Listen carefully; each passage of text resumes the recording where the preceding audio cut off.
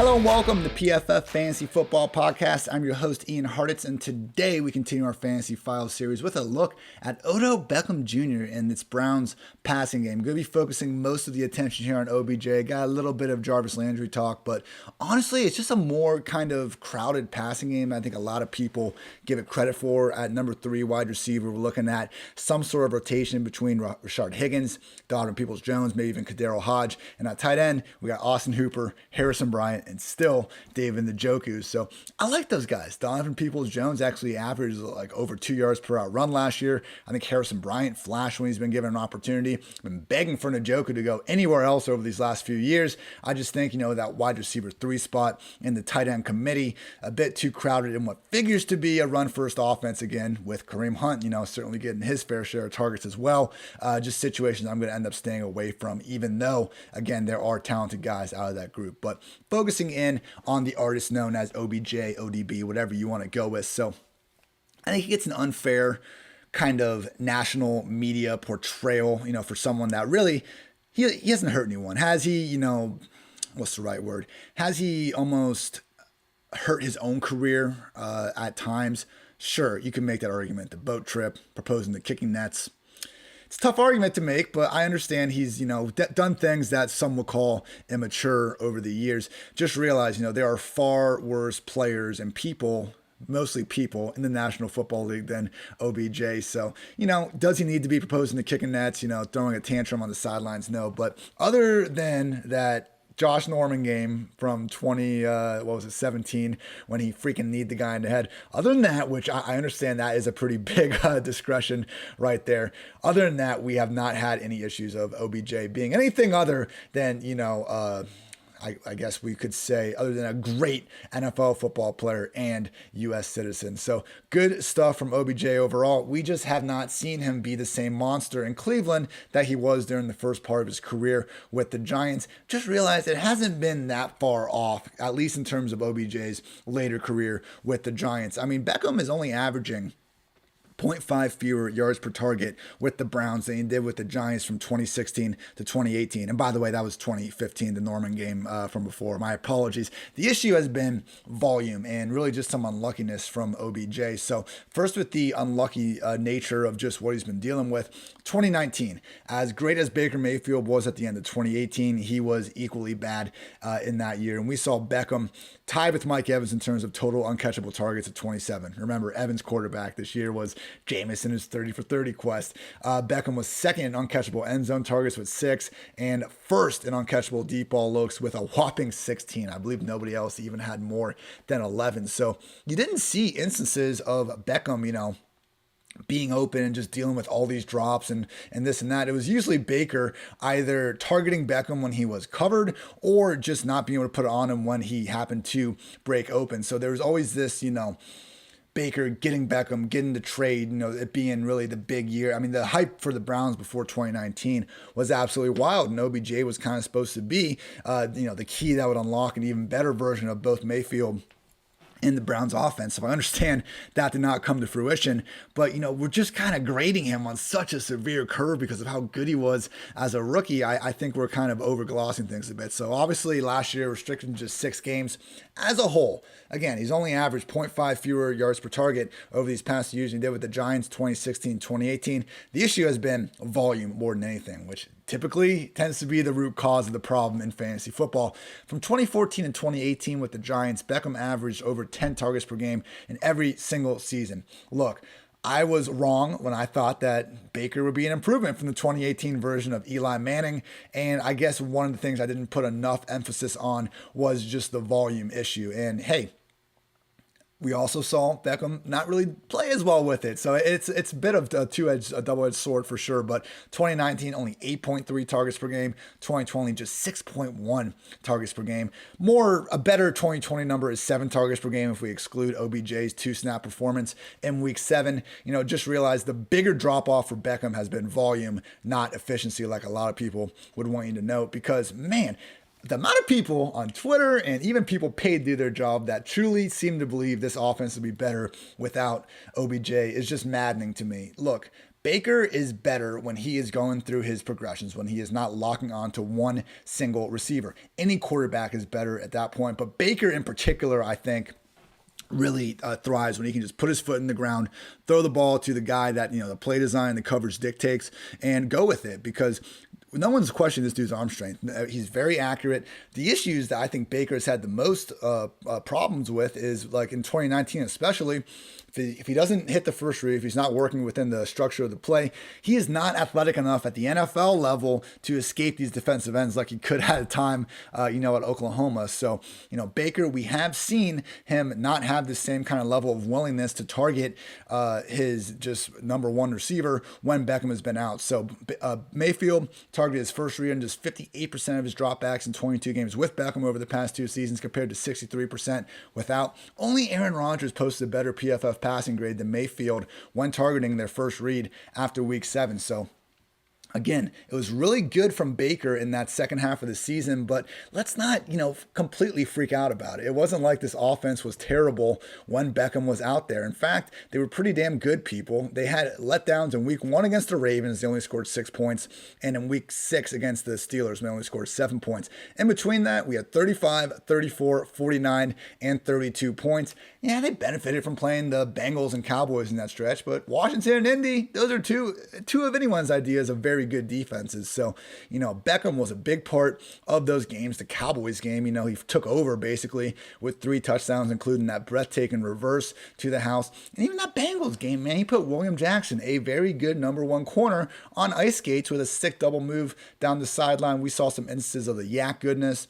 Beckham, to me, has looked like the same guy we've seen in wearing New York Giants uniform when he's been with the Browns. It's just been a little bit more few far in between because we haven't seen him get the ball enough, because that's how important volume is. So with that in mind, can we be confident he's going to see more volume and efficiency in 2021? It's tough because for a lot of guys, we know they have the efficiency and we just want the volume, or vice versa. For Beckham, we unfortunately need to take 2 leaps of faith. But I thought my co-worker here, PFF Sam Monson, obviously him and Steve, heading up our NFL podcast, but he had a great 2021 breakout candidate piece released earlier this offseason, and this was Sam's quote on OBJ, who was his selection to break out from the Browns.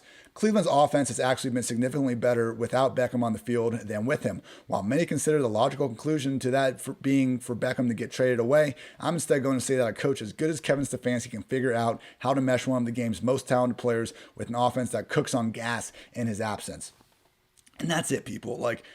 Whatever you want to use, film, stats, Beckham is one of the best wide receivers to play in the NFL over the past 6 years. I understand more of that came, at the beginning part of that time frame than where we are now. But come on, you can't look at me straight in the eye and say that Rashard Higgins is a better football player than Odell Beckham. Ideally, we get the version of Baker when Rashard's out there on the field, the guy that's not focused on feeding one player, the guy's focused on just picking up yards. We get that version of Baker Mayfield with a true coverage shifting talent like OBJ. So, I think in this offense, OBJ is the better fit than Jarvis Landry. And we saw that last year. OBJ, I believe it was Andrew Erickson, who you can find every Wednesday on this podcast. He brought up this crazy stat where Beckham actually had more deep ball targets than Landry did the entire season. So a bit better efficiency and just a little more volume in year 2 in Stefanski's offense could really produce the wide receiver 1 version of Beckham that we have been hoping for.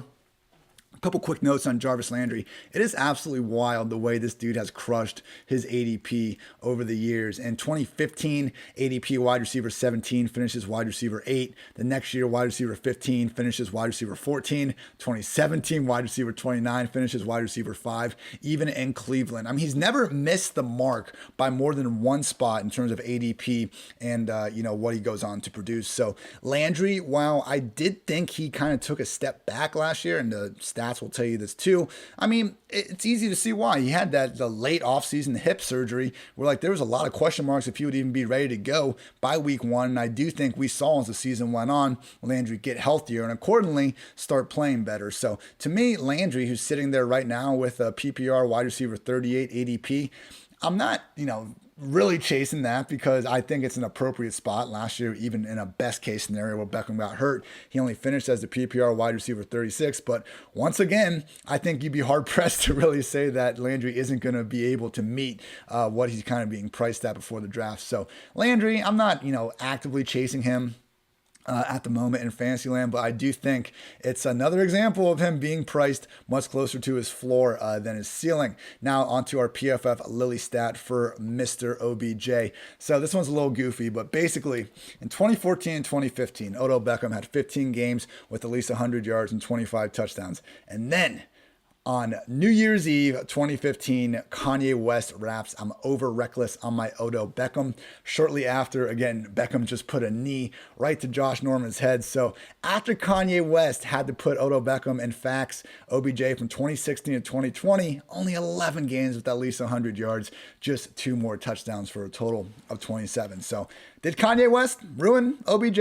I don't know. You tell me. You guys want to come at me with the simple look at Baker splits with and without OBJ? It's that easy. So why can't we blame it on Kanye West instead? I kid. But really, people, I do think we need to be careful about this sample. It's only seemingly used to pin against OBJ. Like, we can be ridiculous with these wide receiver ones and the quarterbacks. I mean, this is firmly tongue-in-cheek here, everyone, but like Drew Lock improved most of his numbers in 2020, even though Cortland Sutton was out. Russell Wilson averaged more yards per attempt in 2018 they did in 2019 and 2020. Is that because DK Metcalf's on the field? How come Kirk Cousins averaged more yards per attempt in 2020 than he ever had right after they traded Stephon Diggs? Again, obviously, Diggs, Metcalf, Sutton are all great wide receivers. Their quarterbacks would be better off with them than without them. And the same thing is true in Cleveland. So please, for the love of God, stop telling me the Browns are better off without Odell Beckham Jr. With all that said, OBJ is my wide receiver 29 entering the 2021 season. I know, it's not a huge step in the positive direction, but that does match his underdog ADP. I think where he's going is a good spot to scoop him up because even when he has not been great in Cleveland, which, okay, it's been his whole career, he's been better than this. In 2019, he was the PPR wide receiver 25, and even last year, he was the wide receiver 19 before he got hurt in weeks 1 through 6. So to me, I'm drafting OBJ ahead of Robbie Anderson, Cortland Sutton, the 49ers wide receivers. I probably would take the Bengals trio, Devontae Smith, DJ Moore, and Kenny Golladay ahead of OBJ. Again, it's just in this run-first offense, man, and I could see opening it up, but that's a leap of faith. We have 2 leaps of faith with Beckham. It's improving the efficiency with Baker and some actually getting, a wide receiver 1 viable workload. I would just say that, him being priced as a wide receiver 3, like the best version of Odell Beckham and Baker Mayfield still results in OBJ being a wide receiver 1 in fantasy football. So for me, that's a scenario and a pipe dream I'm willing to chase at the lowest we've ever had to spend on the artist known as OBJ. Thank you for listening, everybody. And I would encourage you to also check out the rest of our podcast network, which covers everything NFL, college, and fantasy football. Recap the NFL draft with Mike Renner and Austin Gales, 2-for-1 Drafts podcast, or get all 2021 betting content you need with the PFF forecast. I'd also be remiss if I didn't mention that if you like fantasy football and if you like playing fantasy for money, you need to check out Underdog Fantasy. Underdog's got everything, including season-long and playoff best ball. Best ball is a season-long game where you draft a team like you normally do, but that's it. There's no in-season roster management. Underdog automatically selects your best performers each week, saving you loads of time. So go to Underdog Fantasy and deposit $10 using promo code PFF and get a free PFF Edge annual subscription. That's promo code PFF. Draft now at Underdog Fantasy. Thank you, as always, for tuning in to PFF Fantasy Football Podcast. I'm Ian Hartitz. You can find my work on PFF.com, Twitter at iHartitz. Have a 100-article in a 100-day series. So yeah, people, if you like what I have to say, or if you just like, getting informed on it, making your own opinions, I got an article in at least one article and podcast per day for you, and we'll continue to do so all the way up until the lead up of the season. So I'm working hard. I want all of us to win our fantasy football drafts this year, each and every one, and we'll continue to try to put in the grind, put in the hours to make that dream a reality. So thank you, as always, for tuning in. Until next time, take care, everybody.